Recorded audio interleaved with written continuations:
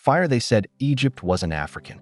But what if its greatest pharaohs were undeniably black and intentionally erased? One of the most persistent myths in all of Egyptology is that ancient Egypt was somehow separate from Africa.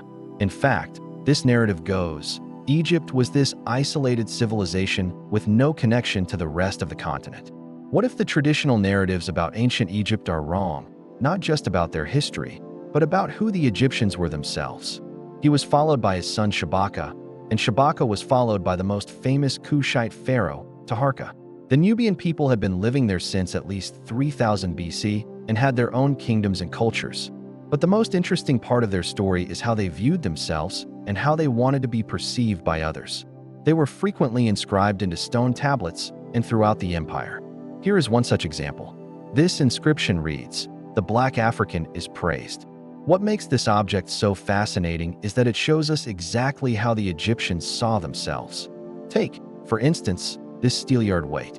It's stamped with the cartouches of two individuals, one of whom is identified as a woman.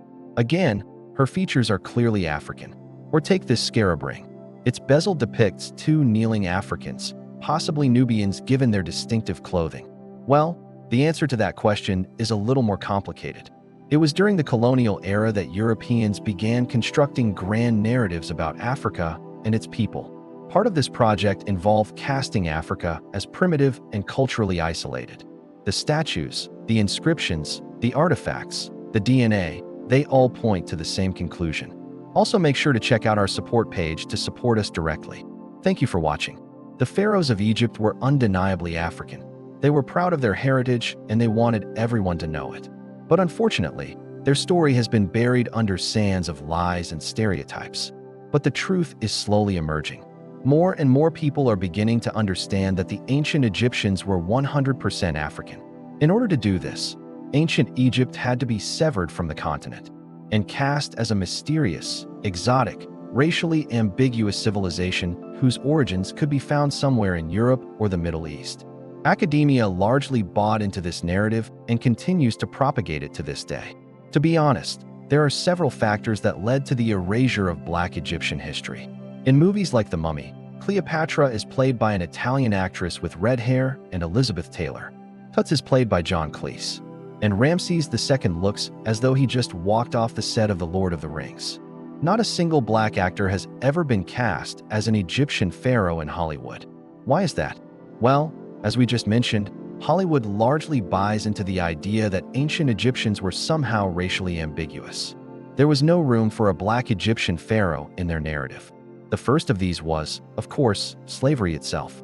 As we know, the slave trade was responsible for forcibly relocating millions of Africans away from their homelands and across the Atlantic Ocean. But what many people don't realize is that the slave trade didn't just affect Sub-Saharan Africa. North Africa and Egypt were deeply impacted by slavery as well. It's estimated that as many as 60% of the population of Alexandria were enslaved. Given this high concentration of slaves, the prevailing narrative about ancient Egypt being somehow separate from the rest of Africa likely took root during this time.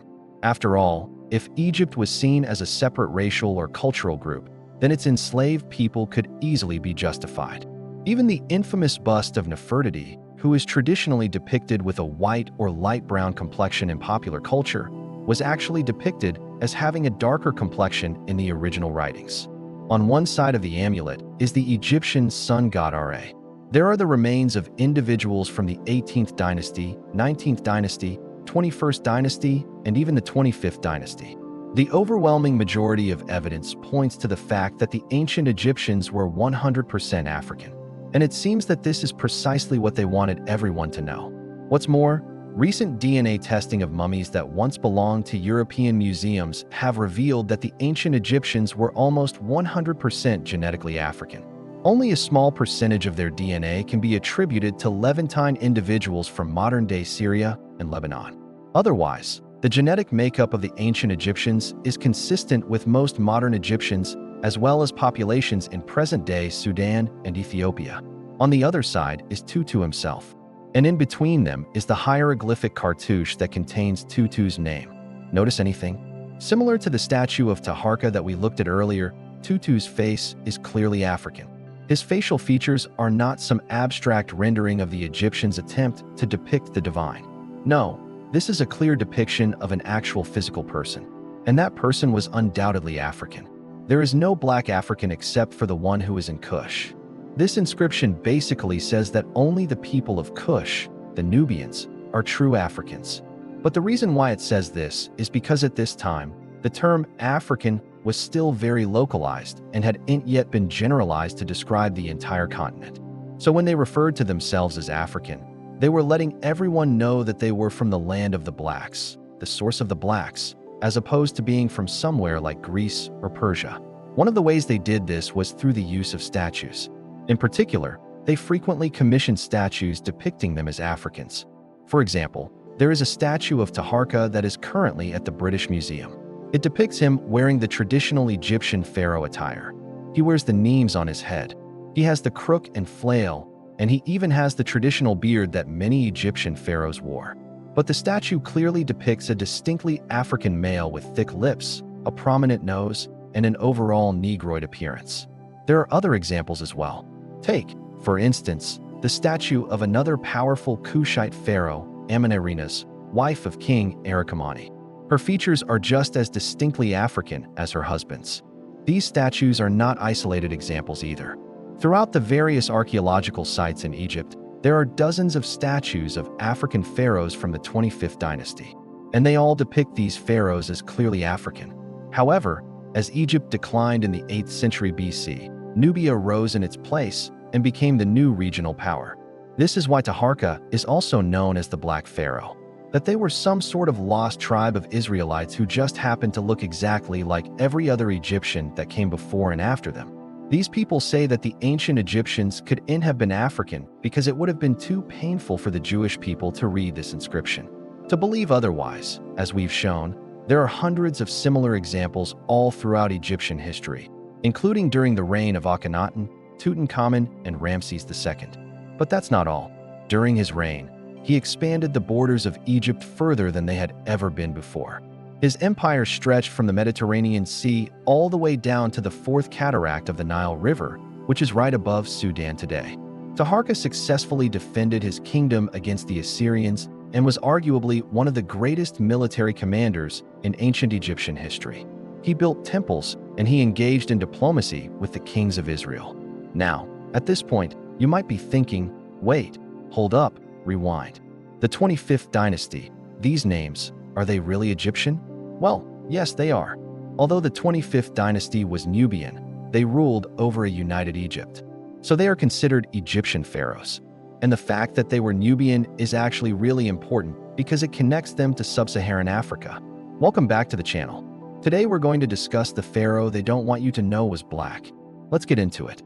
If this were true, then it would mean that the Egyptian people wouldn't have been affected by the slave trade. It would mean that Egyptians were somehow immune to the diseases that ravaged other African societies, and it would mean that they existed in a bubble completely detached from the rest of the African world. Fortunately for us, we now know that this simply isn't the case. But what if it went even deeper than that? In the year 747 BCE, a Nubian king named Pianki conquered Egypt and established the 25th Nubian dynasty. You see, Nubia was located south of Egypt proper. Now, I could go on and on about all of the accomplishments of Taharqa and the 25th dynasty. What's more, these depictions weren't limited to just art. Now there have been those who have tried to argue that these statues and inscriptions are somehow proof that the ancient Egyptians were an African take. For instance, this artifact here. It comes from a tomb of a man named Tutu, who was a royal scribe under Akhenaten. Other artifacts tell a similar tale, but the evidence doesn't stop there. Archaeologists have uncovered numerous human remains of ancient Egyptians from different dynasties who had distinctly African features and cranial morphology. So let's be very clear here. The evidence is extremely clear that ancient Egyptians were not some separate race of people descended from European or Middle Eastern ancestors. So then why don't they want you to know that the pharaohs were black?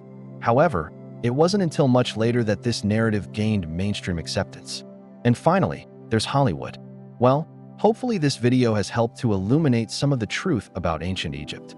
The evidence is overwhelming. I hope this video has been helpful to you guys. If it has, please leave a like. And remember, Egypt is Africa, and always has been.